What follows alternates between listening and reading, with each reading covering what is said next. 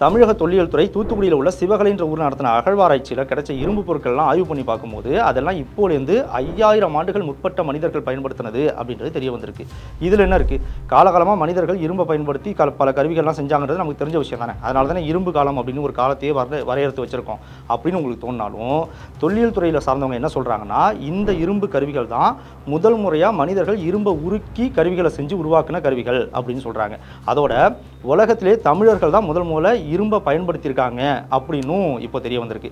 இந்த ஆய்வின் மூலமாக நம்ம ஏற்கனவே மனிதர்கள் இரும்பை பயன்படுத்தின காலகட்டம்னு ஒரு காலகட்டத்தை நிர்ணயித்து வச்சுருக்கோம் இல்லையா, அந்த காலகட்டம் இன்னும் சில ஆண்டுகளுக்கு இல்லை பல ஆண்டுகளுக்கு பின்னோக்கி போகுது.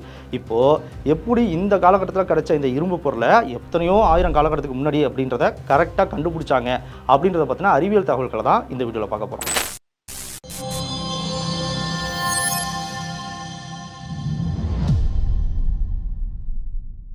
இப்போ இந்த இரும்பாலான பொருட்களோட காலகட்டத்தை எப்படி நிர்ணயிச்சாங்கன்றதை தெரிஞ்சுக்கிறதுக்கு முன்னாடி பொதுவாகவே தொல்லியல் துறையில் மனிதர்களோட வரலாற்றை அவங்களோட காலகட்டத்தை எப்படி பிரிக்கிறாங்கன்றதை தெரிஞ்சுக்கிட்டோம்னா அதை புரிஞ்சுக்கிறதுக்கு கொஞ்சம் சுலபமாக இருக்கும். பொதுவாக மனிதர்களோட வரலாற்றில் பழைய கற்காலம், நடுத்தர கற்காலம், புதிய கற்காலம், செம்பு காலம், இரும்பு காலம், வரலாற்று காலம் இந்த மாதிரி பிரிப்பாங்க.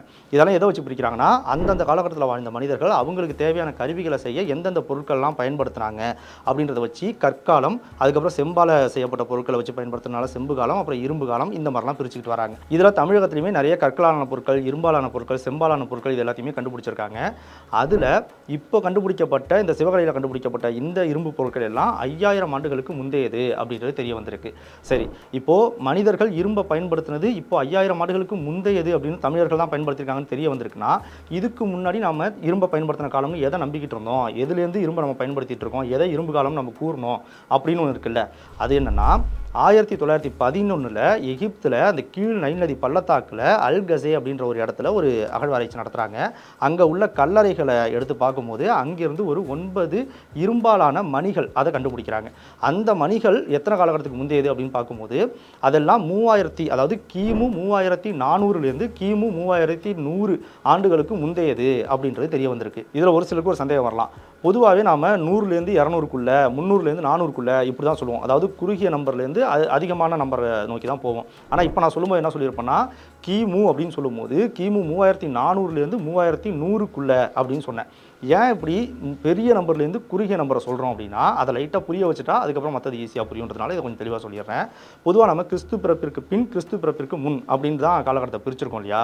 இதில் கிறிஸ்து பிறந்தது, இயேசு கிறிஸ்து பிறந்ததை 0 அப்படின்னு வச்சுக்கிட்டோம்னா, அதுக்கு அடுத்த வருஷத்துலேருந்து 1, 2, 3 அப்படின்னு கூட்டி இப்போ 2025 வரைக்கும் வந்திருக்கோம்.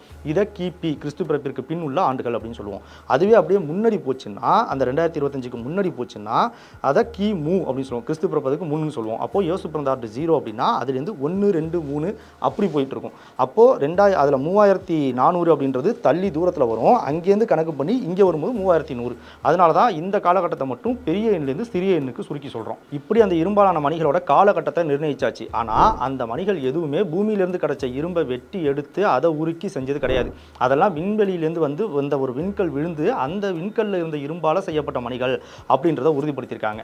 ஆனால் அங்கே எப்போ முதல் முறையாக, அந்த எகிப்தில் எப்போ முதல் முறையாக இரும்பை உருக்கி செஞ்சாங்க, உருக்கி கருவிகளை உற்பத்தி பண்ணாங்க அப்படின்றதுக்கான சரியான ஆதாரம் இப்போ வரைக்கும் கிடைக்கல. அதுக்கப்புறம் கிமு 900 ஆண்டுகளில் சீனாவிலையும், கிமு 800லேருந்து கிமு 600 இந்த காலகட்டத்துக்குள்ள மத்திய ஐரோப்பா, அப்புறம் அந்த ஐரோப்பாவோட வடக்கு மற்றும் மேற்கு பகுதிகள் இங்கெல்லாமும் இரும்பை உருக்கி செஞ்சுருக்காங்க, இரும்பை உருக்கி அதாலான கருவிகளை செஞ்சுருக்காங்க அப்படின்றது தெரிய வந்திருக்கு.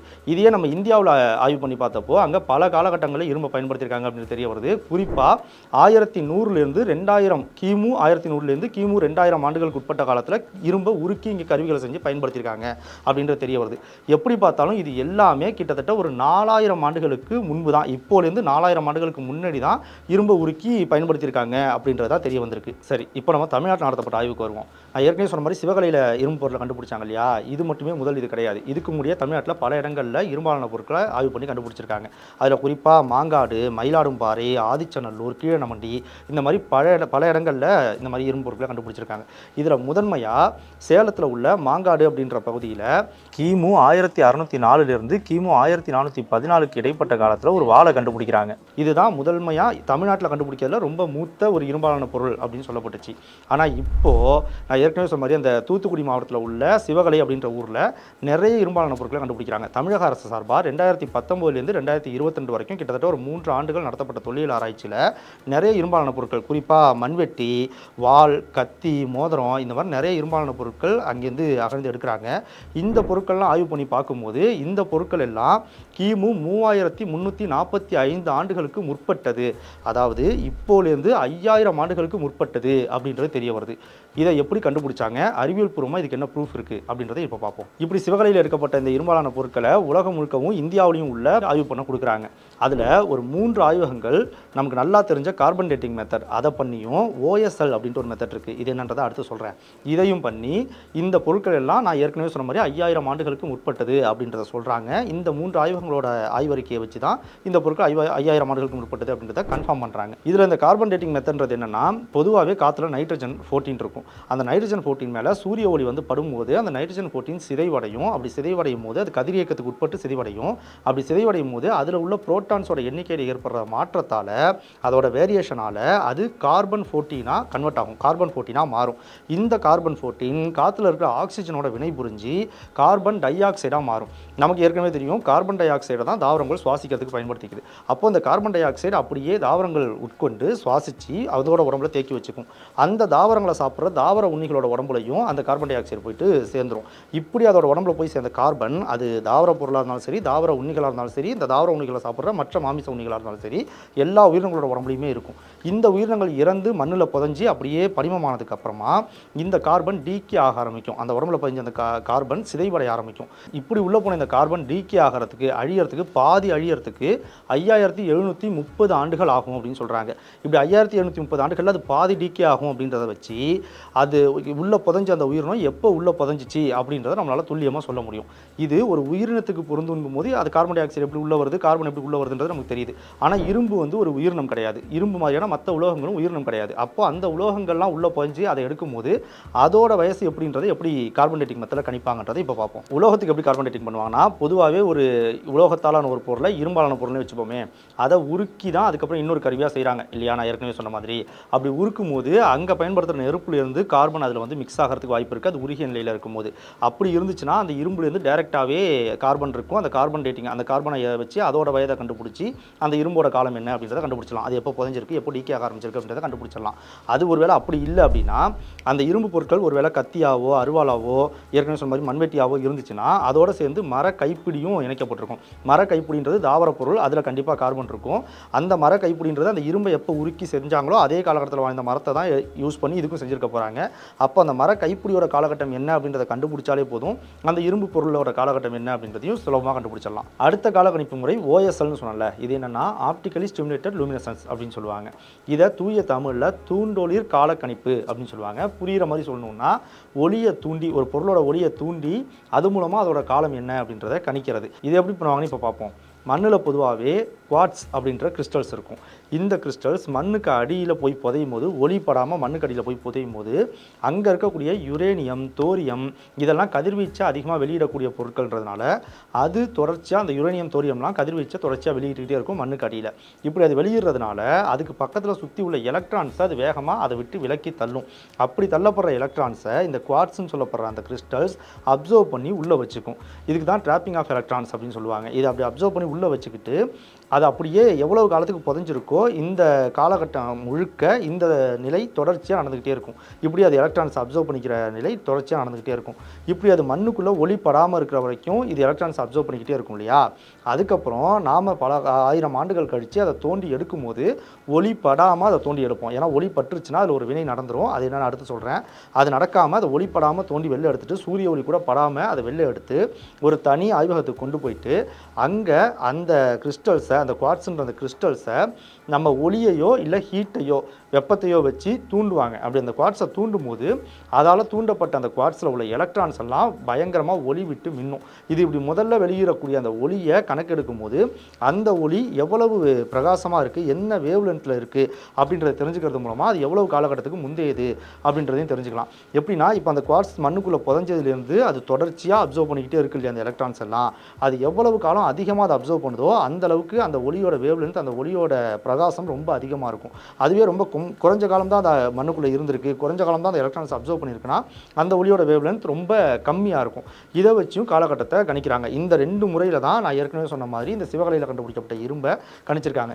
இது இரும்பில் மட்டும் இல்லை, நம்ம மண்ணுக்குள்ளே புதையிற இரும்பு, பித்தளை இந்த மாதிரியான எந்த உலோகமாக இருந்தாலும் மண்ணிலேயே இருக்கக்கூடிய இந்த குவார்ட்ஸ் அதோட போய் படிஞ்சிரும். அந்த படிமத்தை எடுத்து அதில் இந்த மாதிரி ஓஎஸ்எல் மெத்தடை பயன்படுத்தி ஒளிர வச்சு அது மூலமாக இந்த காலத்தை கணிப்பாங்க. இதில் சூரிய ஒளி படாமல் அந்த பொருளை எடுப்பாங்கன்னு சொன்னோம் இல்லையா, அது ஏன் அப்படி பண்ணுவாங்கன்னா, நான் ஏற்கனவே சொன்ன மாதிரி இதில் ஒளியையோ இல்லை வெப்பத்தையோ கொடுத்து அதை ஸ்டிமுலேட் பண்ணி அது மூலமாக ஒரு லூமினசன்ஸை ஏற்படுத்துவாங்க. அது ஏற்கனவே ஸ்டோர் பண்ணியிருக்க அந்த குவார்ட்ஸ் ஸ்டோர் பண்ணி வச்சிருக்க எலக்ட்ரான்ஸை ஒளிர வைப்பாங்க இல்லையா. இது ஏற்கனவே நம்ம அங்கேருந்து வெளில எடுக்கும் போதே, அந்த அகழ்வாராய்ச்சி நடந்த பகுதியிலேருந்து வெளியில் எடுக்கும் போதே சூரிய ஒளி பட்டுருச்சுன்னா அந்த வெளிச்சத்தாலையும் வெப்பத்தாலையும் அது ஸ்டிமுலேட் ஆகிடும். அப்போ அதில் உள்ள எலக்ட்ரான்ஸ் எல்லாம் அது அந்த ஒளியாக அது வெளியிட்டுரும். அப்படி வெளியிட்டுருச்சுன்னா அது 0 ஸ்டேஜுக்கு அங்கேயே வந்துடும். அதுக்கப்புறம் ஆய்வகத்தில் கொண்டு போய் அது எவ்வளோ ஒளியை வெளியிட்டுச்சு அப்படின்றதெல்லாம் நம்மளால் ஆய்வு பண்ண முடியாது. ஓஎஸ்எல் மெத்தடில் அதோட காலம் என்ன அப்படின்றத கணிக்கவே முடியாமல் போயிடும். அது நடக்கக்கூடாதுன்றதுக்காக தான் சூரிய ஒளி படாமல் அதை எடுத்து கொண்டு போய் ஆய்வகத்தில் வச்சு முதல் முறையாக அதுக்கு ஸ்டிமுலேட் பண்ணுறதுக்கு ஒளியை அது மேலே செலுத்துவாங்க, இல்லை வெப்பத்தை அது மேலே செலுத்துவாங்க. சரி, இப்போ இந்த சிவகலையில் கண்டுபிடிக்கப்பட்ட இரும்பு எல்லாமே ஒரு காலத்தில் இரும்பை உருக்கி அதை தான் ஒரு கருவியாக உருவாக்கியிருக்காங்க அப்படின்றத கண்டுபிடிச்சிருக்காங்க. ஆனால் அப்படி உருக்கி உருவாக்கியிருக்காங்க அப்படின்னா அந்த உருக்கிறதுக்கான இடங்கள்லாம் எங்கே இருந்துச்சு, உண்மையாகவே உருக்கிறதுக்கான ஆலைகள் இருந்துச்சா அப்படின்றதையும் உறுதிப்படுத்தணும்ல. அதுக்கு இதுக்கு முடி பல இடங்களில் செய்யப்பட்ட ஆய்வுகளில் அதுவுமே உறுதிப்படுத்தப்பட்டிருக்கு. திருப்பூரில் கொடுமணல் அப்படின்ற ஒரு ஊரில் இந்த மாதிரி ஒரு ஆய்வு நடத்தும் போது அங்கே இரும்பு உருக்காலைகள் இருந்தது கண்டுபிடிக்கப்பட்டிருக்கு. அந்த இரும்பு உருக்காலைகளில் இரும்பு ஆக்சைட்லேருந்து இரும்பை தனியாக பிரித்து எடுக்கணும், இரும்பு தாதை தனியாக பிரித்து எடுக்கணும். அப்படி பிரித்து எடுக்கணும்னா அதை 1300 டிகிரி செல்சியஸ் வரைக்கும் வெப்பப்படுத்தணும். இப்படி 1300 டிகிரி செல்சியஸ் வரைக்கும் வெப்பப்படுத்தக்கூடிய அந்த வெப்பநிலையை தாங்கக்கூடிய இரும்பு உருக்காலைகள்லாம் அங்கே இயங்கிக்கிட்டு இருந்திருக்கு அப்படின்றத ஆய்வாளர்கள் உறுதிப்படுத்தியிருக்காங்க. இதே மாதிரியே இந்த ஊரில் மட்டும் இல்லாமல் இருங்கூர், பெருங்கலூர், வல்லத்தரக்கோட்டை, நிச்சம்பாளையம் இந்த மாதிரி பல ஊர்களில் தமிழ்நாட்டில் இரும்பு உருக்காலைகள் இருந்ததை ஆய்வாளர்கள் கண்டுபிடிச்சிருக்காங்க. இப்படி தமிழ்நாட்டில் இரும்பு உருக்காலைகள் இருந்ததுக்கான அகழ்வாராய்ச்சி சான்றுகள் கிடைச்சிருந்தாலும் நம்மளோட இலக்கிய சான்றுகளுமே இதுக்கு நிறைய இருக்குது. 2000 ஆண்டுகளுக்கு முற்பட்ட புறநானூற்று பாடல்களில் பல பாடல்களில் கொல்லர்களை பற்றி, இந்த இரும்பை உருக்கி கருவிகளை உருவாக்கக்கூடிய கொல்லர்களை பற்றி, இரும்பு உருக்கு ஆலைகளை பற்றி நிறைய சான்றுகள் இருக்குது. குறிப்பாக இந்த ஒரு பாட்டை பாருங்கள், இது புறநானூற்றோட 21வது பாட்டு. இதில் கருங்கை கொல்லன் செந்தி மாட்டிய இரும்பு உன் நீரினும் மீட்டருக்கு அரிது. இந்த பாடல் என்ன சொல்ல வருதுன்னா, கருங்கைகளை கொண்ட கொல்லன் ஒரு இரும்பை உருக்கிக்கிட்டு இருக்கும்போது அந்த இரும்பு மேலே பட்ட ஒரு நீர், அந்த நீர் எப்படி இல்லாமல் காணா போயிடுமோ, அந்த இரும்பு அதை தின்னுடும் அப்படின்னு சொல்கிறாங்க. காணா போயிடுமோ அந்த மாதிரி அந்த காணா போன அந்த நீரை திரும்ப மீட்டு கொண்டு வரது ரொம்ப கஷ்டம் அப்படின்னு பதிவு பண்ணியிருக்காங்க. இது மூலமாகவும் இரும்பு உருக்காலைகள் இங்கே இருந்திருக்கு அப்படின்றது நமக்கு உறுதிப்படுத்தப்படுது. இப்படி விண்கல்லேருந்து வந்த இரும்பெல்லாம் இல்லாமல் இங்கே இரும்பை தோண்டி மண்ணிலேருந்து எடுத்து அதை உருக்கி அதால் கருவிகளை செஞ்சது அப்படின்னு பார்த்தா அது இந்தியாவில், உலகம் முழுக்கவே முதல் முறையாக இந்தியாவில் தான் அது செய்யப்பட்டிருக்கு. இந்தியாவில் செய்யப்பட்ட அந்த காலம் பார்த்தீங்கன்னா இப்போலேருந்து 4000 ஆண்டுகளுக்கு முற்பட்டதாக இருக்குது. அப்படின்னா இப்போலேருந்து 4000 ஆண்டுகளுக்கு முற்பட்டது தான் இரும்பு காலம் அப்படின்ற மாதிரி தான் இது வரைக்கும் இருந்துச்சு. ஆனால் இப்போது இங்கே செய்யப்பட்ட இந்த சிவகலையில் செய்யப்பட்ட இந்த ஆய்வு மூலமாக 5000 ஆண்டுகளுக்கு முன்னாடியே தமிழர்கள் இதை செஞ்சுட்டாங்க அப்படின்றது உறுதிப்படுத்தப்பட்டிருக்கிறதுனால இரும்பு காலம்னு இது வரைக்கும் நம்ம நினச்சிக்கிட்டு இருந்தது, இரும்பை உருக்கி உற்பத்தி பண்ண கருவிகளை உற்பத்தி பண்ண காலம்னு இது வரைக்கும் நம்ம நினச்சிக்கிட்டு இருந்த காலம் 1000 ஆண்டுகள் இன்னும் பின்னோக்கி போயிருக்கு. இன்னும் 1000 ஆண்டுகள் முன்னாடியே நம்ம மனித வரலாற்றில் இரும்பை பயன்படுத்தியிருக்கோம், உருக்கி பயன்படுத்தியிருக்கோம் அப்படின்றது தெரிய வந்திருக்கு. ஆனால் இதுவே கடைசியும் கிடையாது. இதுக்கப்புறம் பல ஆய்வுகள் இன்னும் நடக்க போகுது. அந்த பல ஆய்வுகள் மூலமாக இன்னும் இந்த காலம் முன்னோக்கி கூட போகலாம். இந்த இரும்பை கண்டுபிடிக்கப்பட்ட காலம் ஏன் மனித வரலாற்றில் ரொம்ப முக்கியத்துவம் வாய்ந்ததாக இருக்குன்னா, இந்த இரும்பை கண்டுபிடிச்சி அதால் கருவிகளை செய்ய ஆரம்பிச்சதுக்கு அப்புறம் தான் விவசாயத்திலேருந்து இன்னும் கட்டிடத் கலையிலேருந்து பல தொழில்களில் நம்ம முன்னேறி இப்போ இந்த இடத்த வந்து அடைஞ்சிருக்கோம். இந்த இடத்த நம்ம வந்து அடைஞ்சதுக்கு இந்த இரும்பை கண்டுபிடிச்சது ஒரு முக்கிய காரணமாக இருக்கின்றதுனால இரும்பு காலம்ன்றது ரொம்ப ரொம்ப முக்கியமாக பார்க்கப்படுது.